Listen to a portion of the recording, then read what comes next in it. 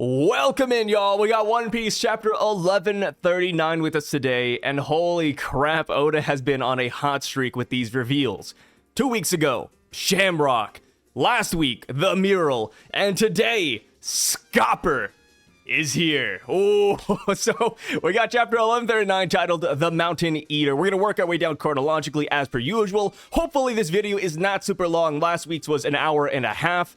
Today I want to keep it to a nice 30 minutes. Obviously I don't script out these videos or time them per se, so we're just going to kind of go with the flow. So we got the cover page story and we see that Who's Who is not just living it up with Yasui's blade, some sake, and some women, and in his own private domain, but he's also about to execute 2 rebels. It's kind of funny because if you look at the rebels, you can tell who it is, right? Obviously, it's Ulti in page 1. You can see the horns. You could also see Pei-Pei's hat, and then you could see how round Ulti's forehead is. Like, it's obviously them, and now I guess the main question is just what did they do to upset Who's Who, and why are they labeled rebels, right? Last we saw, they were all working on the same team. They were Tobiropo members together. They were working under Kaido. What changed? Did Who's Who want to usurp the throne from Kaido? And did Ulti and Page 1 not like that? Or were they all working together and they had a disagreement? I'm not exactly too sure, but I will say I am surprised that Ulti and Page 1 lost to Who's Who. I get it, right? 1v1 Who's Who is probably stronger, but we're talking about a 2v1. We're talking about that brother and sister connection, man. Oh, I can't believe they lost. But here we have it. And now, with this situation present, there's only one course of action, and it's for Yamato to step in and save the day. It's kind of funny, though, when you really think back to Onigashima, because Ulti, at that point in time, did not like Yamato. Ulti chased Yamato for a good, I'm trying to think back to the anime, like a good 2 or 3 episodes, and they even had like a mini 1v1 battle. Like, bro, it would be kind of awkward to see Yamato here, but if Yamato's saving them, I mean, you know, beggars can't be choosers, man. Beggars can't be choosers. So I do still wonder if this will open the door for Ulti and Page 1 to later join Yamato, right? If Yamato's journey is paralleling Odin's, Odin found the scabbards while traveling throughout Wano. Will Yamato recruit these 2 into her crew? Which is weird to say because Yamato doesn't exactly have a crew, and Yamato doesn't exactly want a crew either, right? While Yamato does want to set sail, I'm assuming she just wants to set sail and explore either by herself or with the Straw Hats. So I wonder how this is going to work. But, you know, thinking back to Odin's journey, the scabbards just kind of tagged along without Odin ever telling them that it was okay. So maybe this situation ends up the same as Odin's. And when you really think about it too, right? While it may seem weird for Page 1 and Ulti to tag along with Yamato, it kind of doesn't, because it's either you tag along with Yamato or you go to Udon prison, right? Like, it's not like we can save Ulti and Page 1 and say, hey, see you later, you know, have fun in Wano, like, have fun on that visa. No. Like, we can't do that. So yeah, it's either they join Yamato or they all get sent to Udon prison together.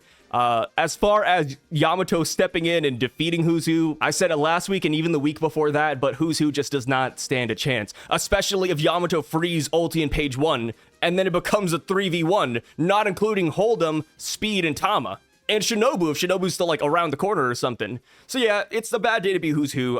He's gonna get cooked horrendously. And I guess my only thought after reading this cover page story is, where are the rest of the Tobiropo? Now that we know that Oda has not forgotten about these guys, where is Black Maria? Where is Sasaki? And also, where is Jack the Drought? Jack is the only Calamity that we have not seen yet as well. So I think there are still a lot of questions up in the air. Maybe they're still searching for Kaido, maybe they're trying to rescue him, or maybe they have another base of operations outside of Udon. We will see. So now, on to the first page of the chapter, but Zoro says something that really perked up my One Piece conspiracist ears. But he says that they've been searching in this castle for that key for so long now that the sun is about to set. It's about to be nighttime here in Elbaph. And that right there makes me think back to Shamrock and Gunko. We don't see them in this chapter, but statistically, a lot of kidnappings tend to happen at night. So they're about to get a huge advantage boost when it comes to that. But that's just me bringing up a random statistic. What I really wanted to talk about is their powers, right? In this chapter, we go down and we stumble upon the magic circle that they came from. And Nami says that this is demonic, right? This is something that demons come out of. And then we go back to Egghead Island and we saw that all the Gorosei were demons.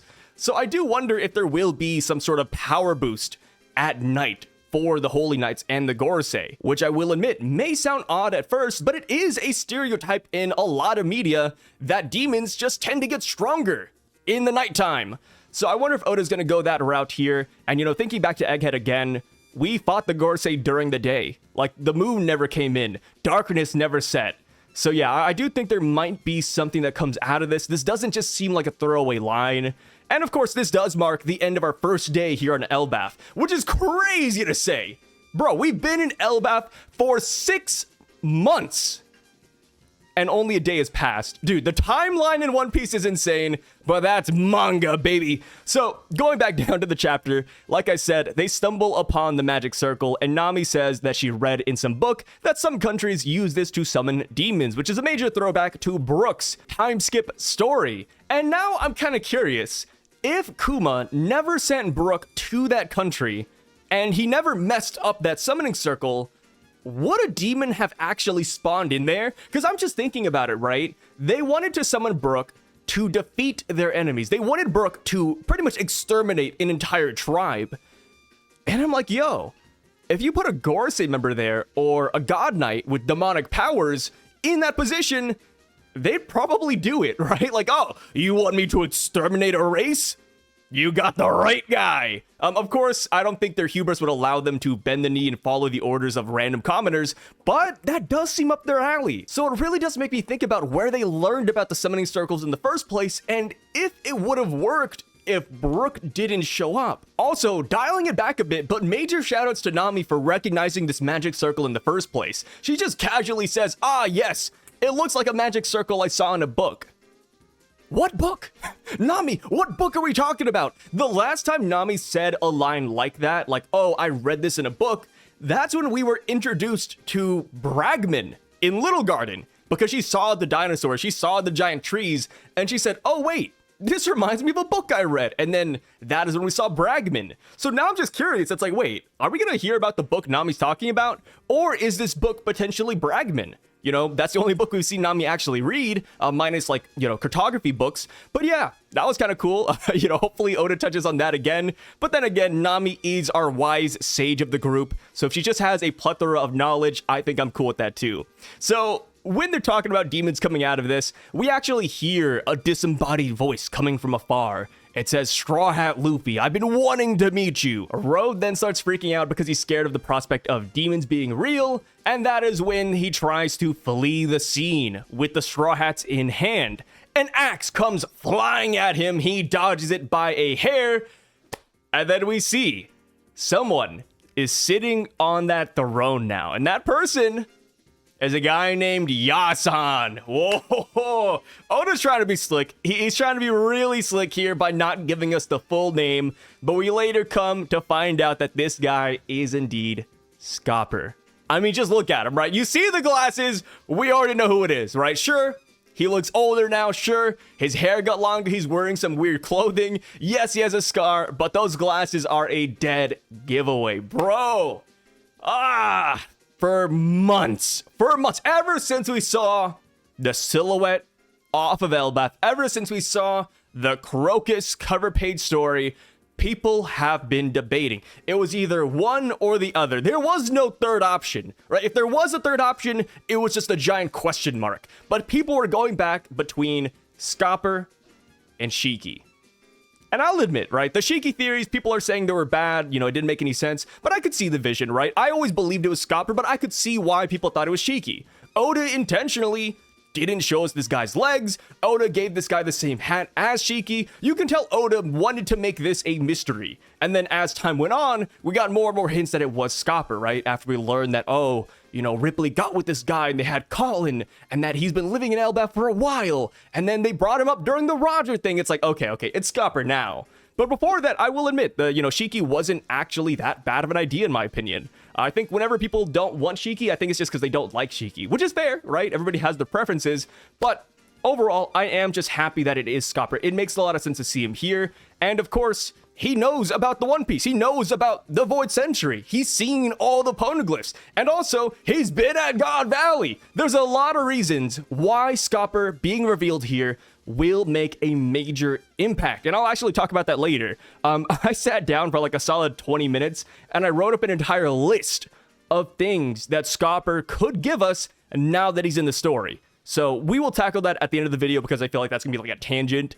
But yes, Scopper finally shows up here and he kind of diverts our conversation. Because like I said earlier, we were talking about the magic circle, but when Scopper shows up, he's just like, hey, Luffy, how's it going? You know, I came here because I sensed some weird hockey, but I found you guys instead. So let's shoot the shit, brother. And it's like, whoa, whoa, whoa, whoa, whoa. What about the magic circle? Scopper, can you please comment on the giant demonic thing in the middle of the room?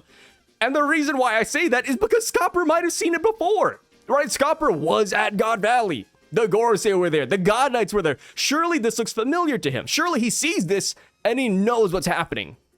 But like I said, he kind of gets carried away and I kind of don't blame him, right? He's heard many stories about Luffy, probably from Shanks, probably from Rayleigh, and just looking at the newspapers in general. So I get it, right? I get why he's so distracted here. But I am curious, you know, going back to the circle for one last time. But I wonder if Shamrock and Gunko can just teleport to the circle whenever they want. Like, maybe if Loki were to say yes to their offer, they would have just teleported back here and then would have just went on to grab the key from the treasure room. Or if this circle is their spawn point, like maybe if they're defeated, they come back here. Or perhaps if you erase the circle, they get sent back to Marie Joie or their ship. I don't know. Like, we still don't know how these circles work exactly. Like, yeah, you could say, oh, they teleport to it. But outside of that, we don't really know. Like, why is it still here? You know what I mean? But it looks like that right there is a question saved for another day. So going back to Yasan, I did think it was really impressive that he sensed the hockey coming from this castle. Because that is something that none of the Straw Hats realized. Luffy was at the party, which is near the castle, and he did not sense that black lightning. Loki didn't sense it. Well, then again, we didn't really see Loki when this all happened, but Loki possibly didn't sense this. Zoro didn't sense it. Sanji didn't sense it. The Giants didn't sense it. Only Scopper did. And here's the kicker. Prior to last chapter, where we saw him walking up to the castle, he was seen in the underworld. He was at the bottom level of Elbaph, and he potentially sensed this coming from the castle. He pinpointed it. That's crazy. But here's the fun part about this. And Oda, he's really hammering this in this chapter, but Gaban here, or Gaban, however you want to pronounce his name, Scopper is supposed to be a parallel to Sanji. Even Luffy says it, right? Luffy later in the chapter says, oh, like this is what Sanji is going to be like in the future. And we know that he is the left hand of the Pirate King. Sanji is Luffy's left hand. That's just how it goes. So with Sanji is a master of observation hockey. You know, there was an SBS where Oda said, oh, like, you know, Zoro's a master of armament, Luffy's a master of conquerors, Sanji would be a master of observation. Well, if Scopper is supposed to be a parallel of Sanji, it makes sense that his observation hockey is that cracked. And of course, he is just like a guy from the Pirate King's crew, so it just makes sense too. But yeah, I thought that was awesome that he was able to pick it up. And now I'm just curious to see if he's gonna follow the lead. Right? Because he says, oh, I sense strange hockey, but I found you guys. So we'll forget about the hockey for now. Like, dude, like I said, Scopper's just having fun at this point, dude. It's an old man. I give him a pass. And he goes on and he says, I've heard a lot of rumors about you, Straw Hat Luffy. It seems like you took down Kaido, didn't you? It's been a long time. I want to travel to Wano Kuni again. And it's like, bro, this guy's casual, man. I love that it just mentions Kaido like that, because Kaido, back in the day, was just another pirate to him, right? It was just another rival.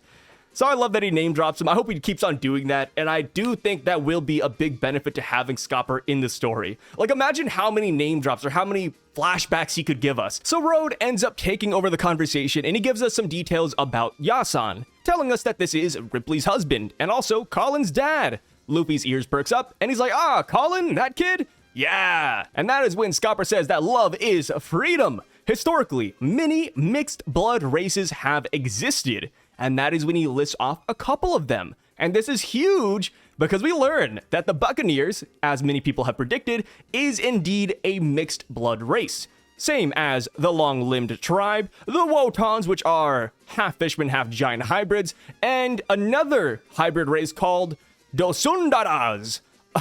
I'm gonna be honest, I have no idea what the hell that is. So Buccaneers, people are assuming that could be like a giant human hybrid. Wotan's, like I said, fishman giant. Long-limbed, I don't know what kind of hybrid that would be. Like what would be the middle ground? Like you have human on one end, and then you have like a freakish abomination on the other end. Not too sure. As far as Dosundaras, a lot of people have been saying that it sounds familiar to Tontadas. So maybe it's a Tontada giant hybrid, or maybe a Tontada human hybrid. Either way, some of these hybrid races sound kind of cursed. And he says that hybrid races struggle to survive. But in every era, there have always been those who know how to adapt. Zoro's like, wait, who the hell is this dude? And that is when he throws out the hands and he's like, I'm a missionary of love. And that right there is why Luffy says, yep, this guy's just Sanji in the future, man. And again, to bring up that parallel between Scopper and Sanji, Scopper, a human, got with Ripley, a giant, just like how Sanji, a human, or genetically modified human, I don't know what to call Sanji, right? A cyborg? A Germa agent? I don't know. But Sanji, if he were to get with somebody that we've met thus far, it's probably just going to be Pudding. And Pudding, of course, is a member of the Three-Eyed Tribe. Again, there's something about these left hands and mixing blood. Love it, love it. So Luffy goes on, and he says that he's looking for Loki's keys. Rhodes like, wait, whoa, you can't just tell that to this guy. Like, you can't just drop that casually, right? It's a crime. And Luffy says, just forget about it. I didn't say anything. And that is when Scopper says, hey, if you're going for Loki, I gotta tell you, do you know what kind of man Loki is? When the worst happens, what will you do? Luffy says, I'll simply beat him up and lock him up again. Yasan continues, and he says, in the past, once, a man called Red-Haired Shanks captured him. But until then, no one had ever been able to stop him. What kind of power does Loki have? If by any chance something happens, how much damage would there be? And then we see that Luffy and Zoro are just walking away. You know, this guy's rambling on for way too long, man. Luffy and Zoro are having none of it. And that is when Scopper has a Roger pirate flashback. Because whenever he tried to tell Roger the risk of something, Roger just did not care like Luffy. Love it, love it. And again, this is why I love Scopper here, man. The flashbacks could go absolutely hard. So after seeing that Luffy doesn't care and he just wants to go along with this plan, he tells Road to push the throne, which reveals a secret passageway that leads underground to the treasure room. They ask him how he knows about this room in the first place, and he says that he's a little bit of an explorer himself, which is kind of funny because the whole thing with Ripley, I mean, I'm sure you guys have seen it now, but people are just making many jokes about Ripley getting with Scopper and how he was able to plant that seed. And to be honest, I have no clue. He might actually just be the world's greatest cave explorer. So we cut away for a bit, and we get Oimo and Kashi hype, right? They're over here talking about him. They're like, a long time ago, there was a man who was a part of the Pirate King's crew. Besides Roger, there were two other incredibly strong pirates. Usopp says, wait, there was someone else there besides Rayleigh? And they said, that's right. Once, during Roger's treatment, Roger and this man were staying at a hospital deep in the mountains, but unfortunately the hospital ended up being surrounded by enemy pirates. However, this man walked out alone, and with just 2 axes, he slaughtered hundreds of pirates. Usopp is shocked. He says, alone? And he only has 2 axes? And I'm like, wait. Why are the 2 axes part of it that impressive? I mean, I get it, right? 2 axes, really cool weapon choice. But, I mean, Zoro, 3 swords, Nami, climb attack, you, slingshot, Luffy, bare hands. Like, I mean, the weapons of choice doesn't really matter too much. But Usopp's impressed nonetheless. And Oimo says, yes, and there's more. All this man left behind was a completely devastated mountain. They say not even a single tree was left standing. And then Usopp is shocked again. He's like, wait, what? Why did he cut down everything? And that's something I was kind of shocked about too. It's like, wait a minute. I get defeating the pirates. I get killing the pirates. But why are there no trees left? I mean, at that point, it was just kind of wasteful, right? I mean, unless it got caught up in an AoE attack, right? Maybe Scopper swung his axe so hard, it chopped down every tree in close proximity? Or maybe the axes are possessed, right? I don't know. Like, maybe he holds the axe and it's like the Green Goblin mask. It's like, Scopper, you gotta chop down these trees. You have no choice, man. I don't know, man. This is super silly. Hopefully that's explained, but I could also see this just being a gag. Like, like he beat everybody, but also he destroys the wildlife. It just happens. But yes, that is why he has the nickname of the Mountain Eater. Kind of cool, but of course, like when you think about Pirate King Roger and then Dark King Rayleigh, Mountain Eater just sounds a little bit off. And now we have a lot of people joking about him and Ripley, like, yep, you know, he definitely ate that mountain. Oh, he's really trimming her bush. So I'm loving it. I wonder if Oda knows that these jokes are coming up, but knowing Oda, right? If you guys have read an SBS, you know that Oda's a little bit of a pervert, right? He loves the dirty humor, so he knows what he's doing. That is my conspiracy theory. So going back to Oimo and Kashi, the glaze for Scopper does not end there. They say that this man was called the left hand of the Pirate King, standing side by side with first mate Silver's Rayleigh. And they ended off by saying that this man has been living here in Elbaph for the past 20 years. He is the legendary figure, the legendary star, who stood as an equal to Roger and Rayleigh. And that is when we finally, you know, I've been calling him Scopper this entire time, but that is when we finally get the reveal that yes, 100%, this guy is Scopper. Scopper Gaban. Whatever you want to call him, dude. Oh, yeah, this is great. So, I've been seeing a lot of people saying that, oh, like he's a legendary figure who stood beside Roger and Rayleigh. They're saying that this means that this guy is Pirate King level. And I don't think that's, like, bad. But what I think Oimo and Kashi are trying to say is that his notoriety is up there with them, right? When you think about the Roger crew, when you think about Rayleigh or Roger, you think of Scopper automatically. He's just up there. That's how I took it, but of course, if you guys want to disagree, that is totally fine. And yes, going back to Scopper and the group, they do make it down to that treasure room, and they see that the key is in the middle of the room. The room has been ransacked by thieves, but even the thieves are not gutsy enough and ballsy enough to take Loki's keys. And Scopper, he starts removing his clothes, and he says, in other words, not even villains would desire the liberation of Loki. If you want this key, then you're gonna have to try and steal it from me. And that's when he picks it up. You know, Scopper doesn't have his axes right now. He just has that key in his hands. It's like the Keyblade out of Kingdom Hearts. He's about to beat us with this thing.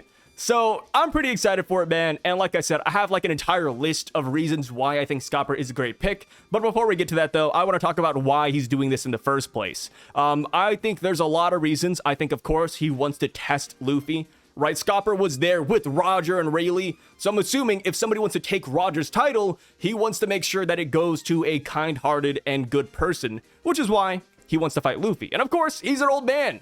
What else is he doing here, right? I think he just wants to have some fun. When was the last time Scopper had a good battle? And of course, this is Rayleigh's pupil.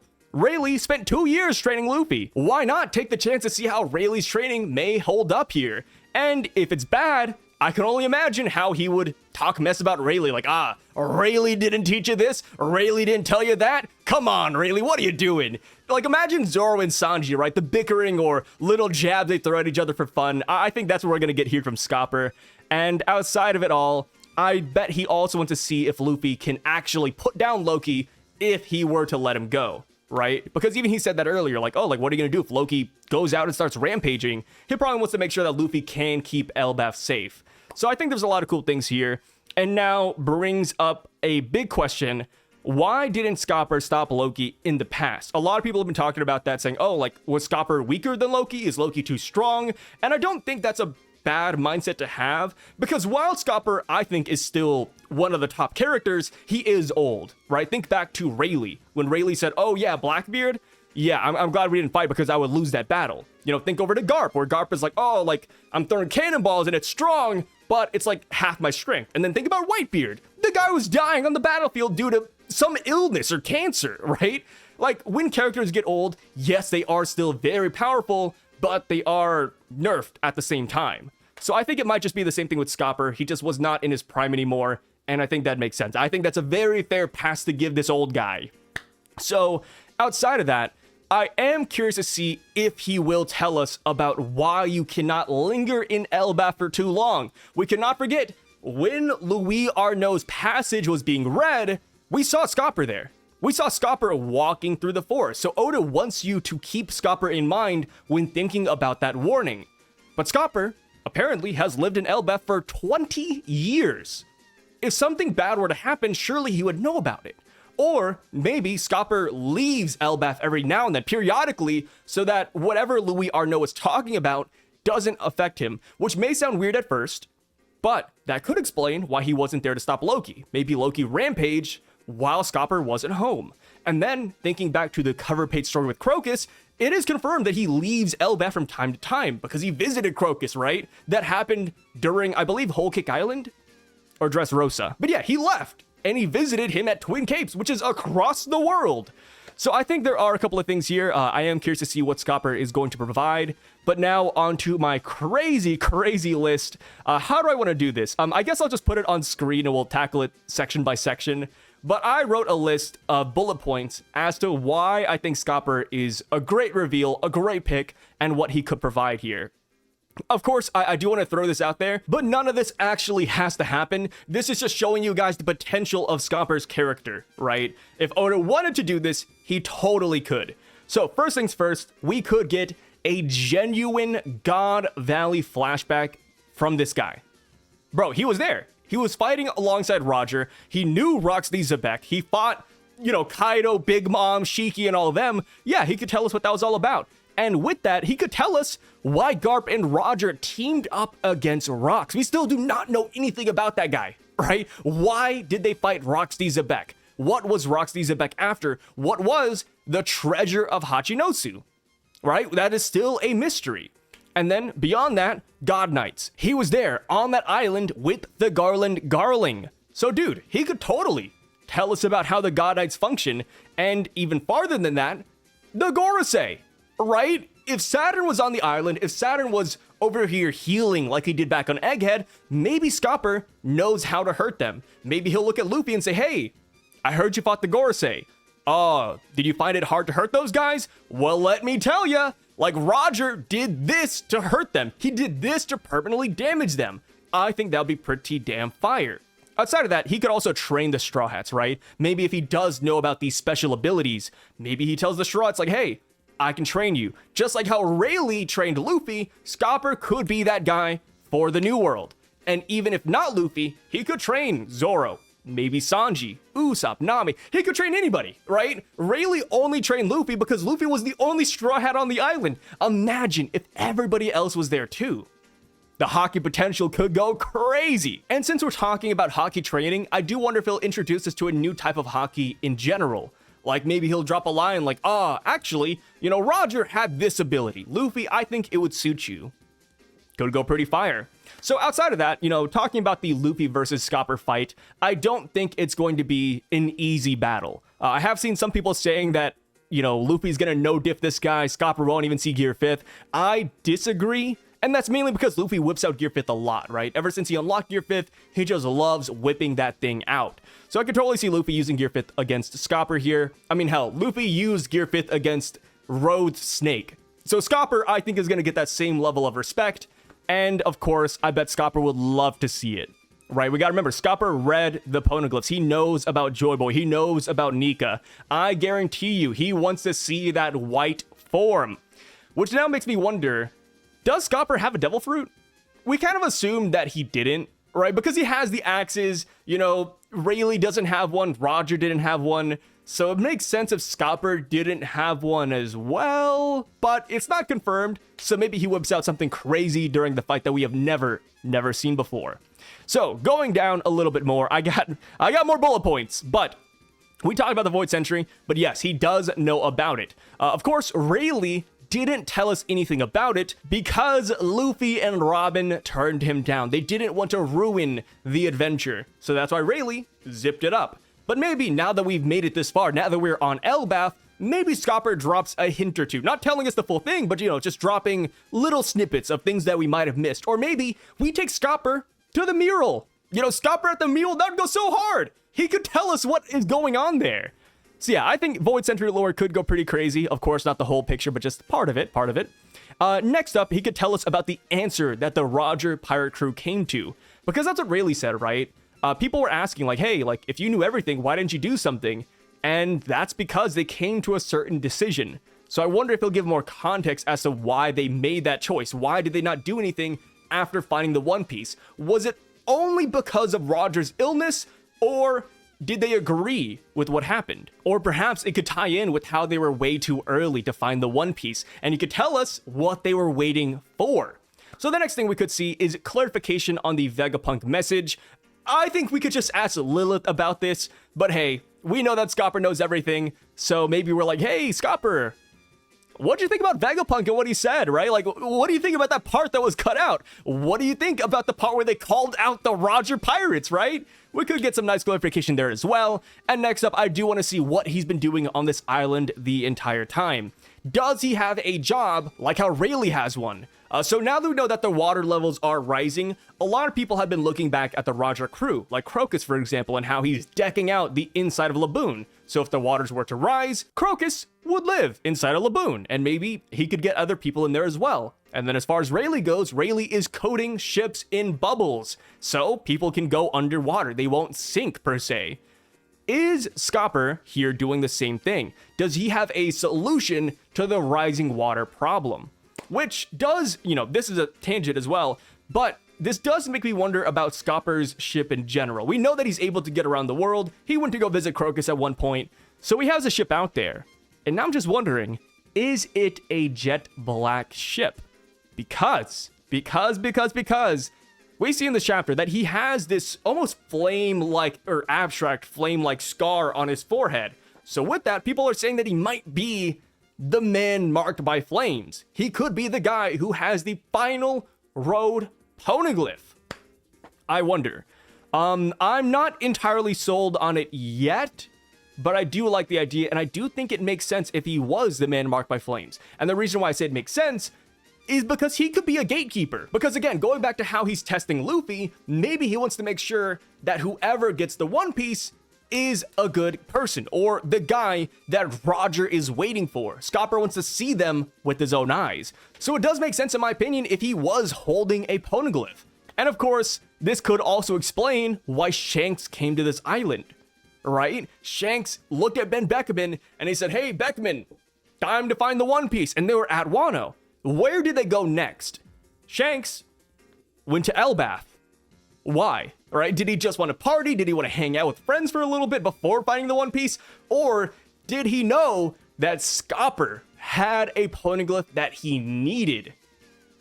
That could be huge. That could be absolutely huge. But of course, we do have to fit a couple of pieces in with Scopper if that is the case. We have to find his jet black ship. We have to know how he creates whirlpools. And also, of course, Shiryu was kind of speculating, so it doesn't have to be true. But Shiryu did say, oh, it would make sense if the world government had it. But of course, like I said, that was speculation. That one doesn't have to be true. So it could be Scopper. I think it totally could be this guy, but I do think we need more, right? Oda has subverted our expectations many times now, right? We got the Saul thing. He's not the man marked by flames. We got Kuzan. Kuzan joked about it. So Oda's cognizant of what he's doing. He knows what he's doing when he introduces a character like this into the story. Oda is a little bit of a memester.